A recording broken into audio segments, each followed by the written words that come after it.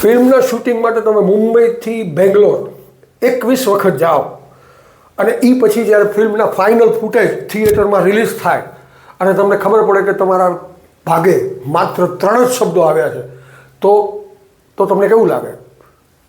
શોલેમાં આવું પણ થયેલું. અને શોલે ફિલ્મ જ્યારે ફાઇનલ બનીને આવી ત્યારે 3 કલાક અને 16 મિનિટની હતી, પણ આપણે જે ફિલ્મો જોઈ ને એમાંથી 48 મિનિટની ફિલ્મ તો કાપી નાખવામાં આવી હતી. એ કાપી નાખવામાં આવેલી ફિલ્મની હું તમારી સાથે વાત કરવાનો છું, પણ એ કરતાં પહેલાં મારે તમને ખાસ યાદ કરાવવાનું છે કે ન્યૂઝવાલા મીડિયાને લાઈક કરો, સબસ્ક્રાઈબ કરો અને કોમેન્ટ પણ કરજો આ આખો એપિસોડ જોઈને.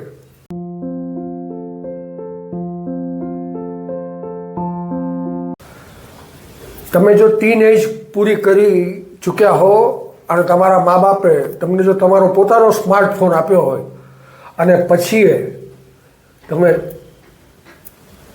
બાકી બધા વિડીયો જોયા હોય પણ જો શોલે ફિલ્મ ન જોઈ હોય ને તો યાદ રાખજો કે તમારા કાળામાં કીડા પડ્યા છે.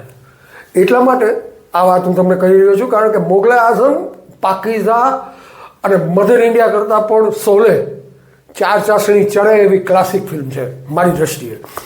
અને આ શોલે તમે વિચાર કરો કે 1973માં 2 ઓક્ટોબરે આ ફિલ્મનું શૂટિંગ શરૂ થયું અને સામાન્ય રીતે એવું થતું હોય કે એક ફિલ્મ 25, 30, 40 દિવસમાં શૂટ થાય. સલમાન ખાન, શાહરૂખ ખાન હોય તો પણ 8 મહિનામાં 10 મહિનામાં ફિલ્મ પૂરી થાય. શોલેનું શૂટિંગ 2.5 વર્ષ સુધી ચાલેલું અને 400 શિફ્ટમાં એ શૂટ કરવામાં આવી હતી. 400 શિફ્ટ. આ દરમિયાન એક વખત રમેશ સિપ્પીને જીતેન્દ્ર, આપણા જમ્પિંગ જેક જીતેન્દ્ર મળી ગયા ને એમણે પૂછ્યું શું થયું તમારી શોલેનું? એટલે રમેશ સિપ્પી કહે શૂટિંગ ચાલુ છે. અને શું વાત કરો છો, મેં તો અત્યાર સુધીમાં 3 થી 4 ફિલ્મ શૂટ કરી નાખી. તો આવડા મોટા ફલક ઉપર આ ફિલ્મ બની અને આ ફિલ્મ બની એ દરમિયાન એવી પરિસ્થિતિઓ આવી કે આપણને કલ્પના પણ ન આવે કે એક ફિલ્મ બનાવતી વખતે આવું પણ થાય. દાખલા તરીકે સૌથી પહેલો 2 ઓક્ટોબર 1973ના દિવસે આ ફિલ્મનું શૂટિંગ થયું અને એના માટે લોકેશન ઉપર બધા બેંગ્લોર નજીક રામગઢ ઊભું કરવામાં આવેલું અને બધા સ્ટાર કાસ્ટ ત્યાં જ હતી. પહેલો શોટ લેવામાં આવ્યો હતો જયા બચ્ચન અને અમિતાભ ઉપર. અમિતાભ બચ્ચન જયા બચ્ચનને ચાવી આપે છે એ શૂટ કરવાનું હતું અને એ જ દિવસે વાદળ ઘેરાણા. આમ પણ તમને ખબર છે કે બેંગ્લોરમાં તો પરિસ્થિતિ કેવી હોય, ગમે ત્યારે વરસાદ આવે, વાદળા છવાઈ જાય. એ દિવસે શૂટિંગ કેન્સલ થયું. એના પછીના દિવસે 3 ઓક્ટોબરે આનું શૂટિંગ કરવામાં આવ્યું અને એ પછી ખબર પડી કે જયા બચ્ચન પ્રેગ્નન્ટ છે.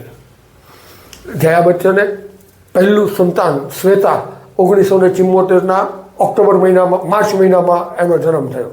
એટલે 3-4 મહિના તો એમ ફિલ્મના શૂટિંગ અટકી ગયું હતું કે જયા બચ્ચન પ્રેગ્નન્ટ છે તો હવે એને કેવી રીતે લેવા આ ફિલ્મમાં, કારણ કે જયા બચ્ચન ફિલ્મમાં વિધવાનું પાત્ર ભજવતા હતા. હવે વિધવા પ્રેગ્નન્ટ હોય જ ન શકે.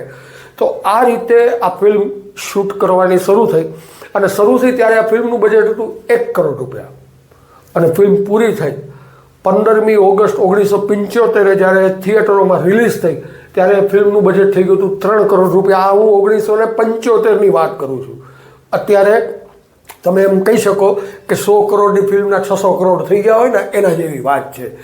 આ ફિલ્મ રિલીઝ થઈ અને એ પછી જે થયું એ ઘણું બધું જાણીતું છે, પણ તમને એ ખબર નહીં હોય કે આ ફિલ્મ રિલીઝ થઈ ઓગસ્ટમાં અને 15 ઓક્ટોબરે મીડિયાથી માંડીને, ક્રિટિક્સથી માંડીને બધા લોકોએ 15 ઓક્ટોબરે 2 મહિના પછી સ્વીકાર્યું કે આ ફિલ્મ સુપરહિટ છે, આ ફિલ્મ ક્લાસિક છે. એ પહેલાં બધાએ એમ જ કહેલું કે આ ફિલ્મ ન ચાલે, એમાં માં નથી, એમાં દોસ્ત વફાદાર નથી, એમાં હિંસા બહુ છે અને એમાં એક અપંગ ઠાકુર છે. હવે આ કોઈ વાત કોઈને ગળે ઉતરતી જ નહોતી. એટલે અને ક્રિટિકથી માંડીને બધા એમ માનતા હતા કે આ ફિલ્મ તો ન જ ચાલે. પણ એણે ઇતિહાસ બદલી નાખ્યો. શોલે આજે પણ ક્લાસિક કહેવાય છે અને એ શોલે જ્યારે શૂટ પૂરું થયા પછી એડિટિંગ ટેબલ પર ગઈ ત્યારે પહેલી વાર ખબર પડી, હિસાબ થયો ત્યારે ખબર પડી કે રમેશ સિપ્પીએ જે 400 શિફ્ટમાં શૂટિંગ કરેલું એ ફિલ્મના ફૂટેજ 3.5 લાખ ફૂટના હતા. હવે એ ફૂટેજને કાપતા માંડ 4 કલાકની ફિલ્મ બની. હવે 4 કલાકની ફિલ્મ બન્યા પછી પણ હવે થિયેટરમાં એ જમાનામાં તો રિલીઝ થઈ શકે એવી કોઈ પરિસ્થિતિ જ નથી, કારણ કે સામાન્ય રીતે થિયેટરમાં 4 શો થાય. હવે 4 કલાકની ફિલ્મ લગાડો તો 3 શો થાય અને આગળ પાછળની બધી જ કલાકો ફાલતું જાય. તમારે ફિલ્મ એડિટ કરવી જ પડે એવી હાલત થઈ ગઈ રમેશ સિપ્પીની. અને રમેશ સિપ્પીએ એ માટે અને એમના એડિટર બેઠા કે ભાઈ હવે આપણે આમાં એડિટ કરીએ. હવે એડિટ કરવામાં એવું હાલત થઈ લોકોની. પછી એડિટ થઈ ગઈ ફિલ્મ અને આપણે જે ફિલ્મ થિયેટરમાં જોઈ, મેં એ ફિલ્મ 1975-76માં રાજકોટના ગેલેક્સી ટોકીઝમાં જોઈ હતી. ટિકિટ ઉપર અમિતાભ બચ્ચન અને ધર્મેન્દ્રભાઈ બંદૂક લઈને ઉભો, ટિકિટની અંદર પણ એ છાપવામાં આવેલું. એ જમાનામાં યુનિક વાત હતી. એ ફિલ્મ જ્યારે અમે જોઈ, તમે જોઈ, આપણે બધાએ જોઈ, ઓટીટી ઉપર જોઈ કે પાયરેટેડ ડીવીડીમાં જોઈ કે ઓફિશિયલી વર્ઝનમાં જોઈ, 3 કલાક ને 16 મિનિટની ફિલ્મ હતી. પણ ખરેખર એ ફિલ્મ 4 કલાકની હતી. આટલા લાંબા શેડ્યુલ, 400 શેડ્યુલ અને 3.5 લાખ ફૂટનું શૂટિંગ. હવે તમે વિચાર કરો કે જે આવડા મોટા ફલક ઉપર થયું હોય તો ભાઈ કલાકારોને કેવા અન્યાય થાય અને કલાકારોની લાગણી કેવી હોય. આવી જ લાગણી મેકમોહન સાંભા ને થયેલી. એટલા માટે થયેલી કે મેકમોહનને આ ફિલ્મના શૂટિંગ માટે 21 વખત મુંબઈથી બેંગ્લોર બોલાવવામાં આવેલા અને 21 વખત દરેક શૂટમાં એને જઈને જ્યાં બેસવાનું ઓલા પર્વત ઉપર એ બેસી જાય અને જે એના ભાગે આવે એ એને કરવાનું આવે. અને ફાઇનલ ફિલ્મ જ્યારે રિલીઝ થઈ અને એને કોઈ પરિચિતોએ વાત કરી, એને ફૂટેજ તો પહેલાં જોયું હતું અને ત્યારે અપસેટ જ હતા કે આ શું, એમ કે આખી ફિલ્મમાં મારા ભાગે માત્ર 3 જ સંવાદ, પૂરે 50,000, આટલું જ ખાલી બોલે છે. હવે જે અનુપમા ચોપડાએ શોલેના મેકિંગની પુસ્તક લખ્યું છે ને, એમાં તો એમ લખ્યું છે કે પહેલી વખત આ જોઈને મેકમોહન રડી પડેલા.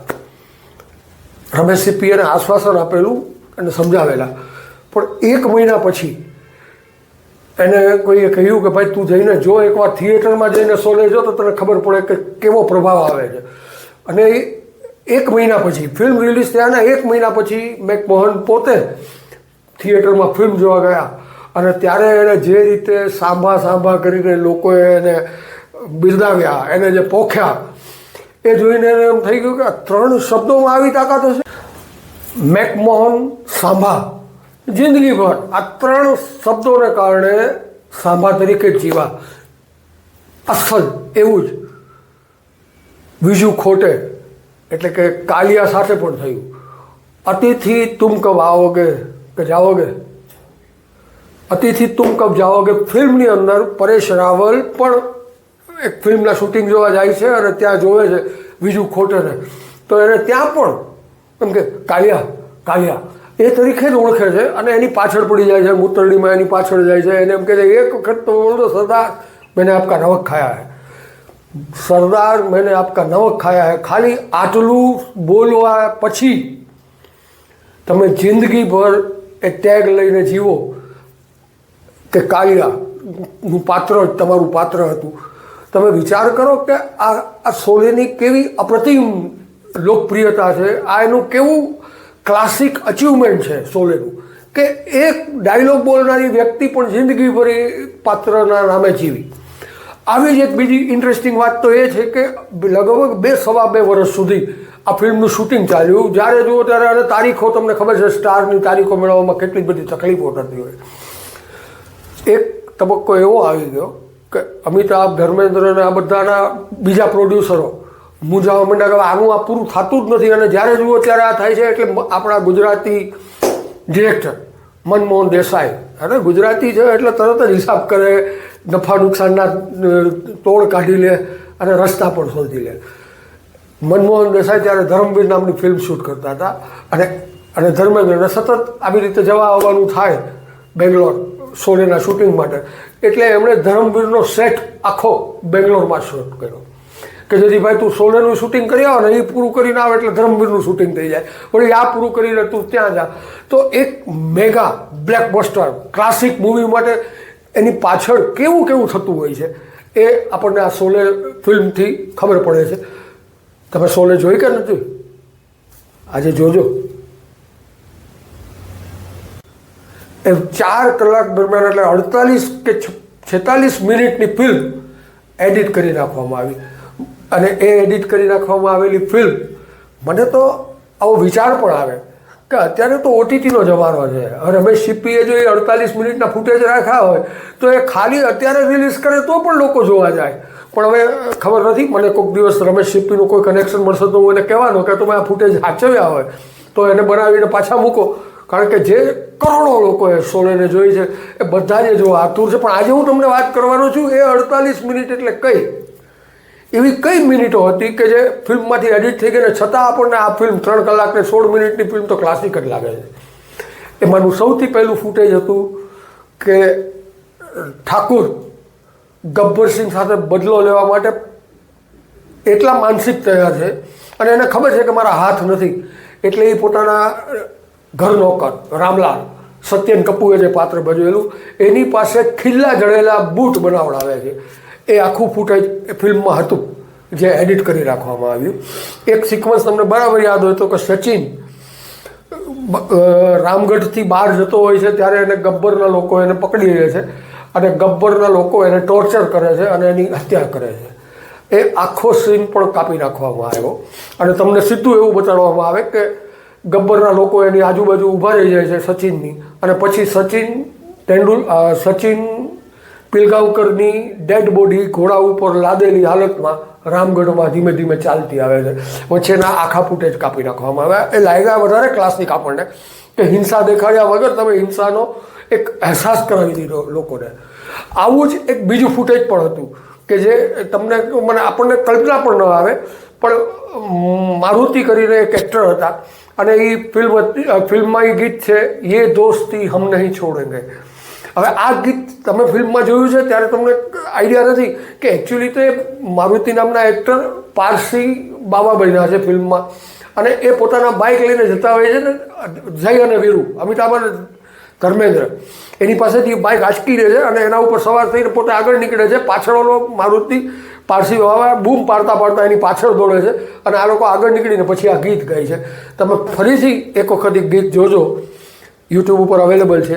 તમને ખબર પડશે કે તમને દૂર મારુતિ એટલે કે પારસી બાબા દેખાય છે, પણ એ આખું ફૂટેજ પણ કાપી નાખવામાં આવ્યું. એક બીજી પણ એક બહુ ચમત્કૃતિવાળી વાત તમને હું કરું કે રમેશ સિપ્પીના સદભાગ્ય હતા કે એણે ફિલ્મમાં એક કવ્વાલી નાખી હતી કે જે અમિતાભ બચ્ચન, ધર્મેન્દ્ર અને જગદીપ અને ચોથા એક એક્ટરનું નામ મને અત્યારે યાદ નથી આવતું, 4 એક્ટર ઉપર કવ્વાલી શૂટ થવાની હતી. આનંદ બક્ષીએ પણ એમાં એ ગીત ગાયું છે. એ કવ્વાલીમાં એક અવાજ ગીતકાર આનંદ બક્ષીનો પણ છે. આ ગીત બની ગયું પોલિડોરની રેકર્ડ ઉપર, આ ગીત લેવાય પણ ગયું. પણ પછી જે રીતે બજેટ વધતું જતું હતું, સમય જતો હતો અને 2-2.5 વર્ષ થઈ ગયા હતા, એટલે પછી છેલ્લે રમેશ સિપ્પીએ નક્કી કર્યું કે ભાઈ આપણે આ ગીત કવ્વાલી શૂટ કરવી જ નથી. એટલે જ્યારે એડિટિંગ ટેબલ ઉપર બેઠા હતા ત્યારે એને સૌથી મોટી રાહત તો એ હતી કે ચાલો આ ગીતને કાઢવાનું તો આપણે નથી આવતું. અને આ પછી જે સૌથી મહત્ત્વની વાત એ હતી કે 3 કલાક ને 16 મિનિટની ફિલ્મ તૈયાર કરીને લોકોએ સેન્સર બોર્ડમાં મોકલી તો સેન્સર બોર્ડે પણ વાંધો લીધો કે ભાઈ એક પોલીસ અધિકારી પોતે, કાયદાનું રક્ષણ કરનારો અધિકારી પોતે જો કાયદો હાથમાં લે તો આવી ફિલ્મ ન પાસ થઈ શકે. એ કટોકટીનો જમાનો હતો, ઇમરજન્સીનો યુગ હતો અને એટલે તમારે બધી જ વસ્તુઓ માન્ય રાખવી પડે. એટલે ના છૂટકે બધી જ બાબતે એમને સમજાવ્યા પછી પણ જ્યારે એગ્રી સેન્સર બોર્ડ ન થયું એટલે ખાસ આ ફિલ્મનો એન્ડ બદલવાનું શૂટિંગ પણ કરવું પડ્યું. અને તમને હું અહીંયા ફૂટેજ તો બતાડવાની ટ્રાય કરીશ, જો મને કોપીરાઇટ નહીં નડતા હોય તો તમારી સામે કદાચ આવશે ખરાબ, અધરવાઇઝ યુટ્યુબ ઉપર અવેલેબલ છે. યુટ્યુબ ઉપર આ આખો એન્ડ અવેલેબલ છે કે જેમાં સંજીવ કુમાર ઠાકુર ગબ્બરસિંહને કઈ રીતે મારે છે. તમને ખબર હોય તો ગબ્બરસિંહના અડ્ડા ઉપર મોટા પિલર છે અને પિલરમાં સળિયા છે જેના ઉપર ભાઈ ઠાકુરના હાથ રાખીને કાપવામાં આવે છે એ ખિલ્લા. એ ખિલ્લાની આગળ જ્યારે અમજદ ખાન ગબ્બરસિંહ ઊભા છે ત્યારે હાથ તો હતા નહીં ઠાકુરના, એટલે ઠાકુર એને કૂદકો મારીને એને પગથી ધક્કો મારે છે અને એ ધક્કો મારે છે એટલે અમજદ ખાન ગબ્બરસિંહ પાછળ જાય છે અને પાછળ જે આખો સૂયો છે એની પીઠમાં ઘૂસી જાય છે અને પછી એ આ રીતે પડે છે અને મરી જાય છે. એ મરી જાય છે ત્યારે સંજીવ કુમાર જેવો જબરજસ્ત એક્ટર જે આક્રંદ કરે છે કે વર્ષોથી જે આગ એ પોતાની અંદર જે શોલે ભડકતે હુએ શોલે સીને મેં દબાએ રખે છે એ આજે ઠરા એને આજે અગ્નિદાહ દીધો, આજે એનું સમાપન થયું.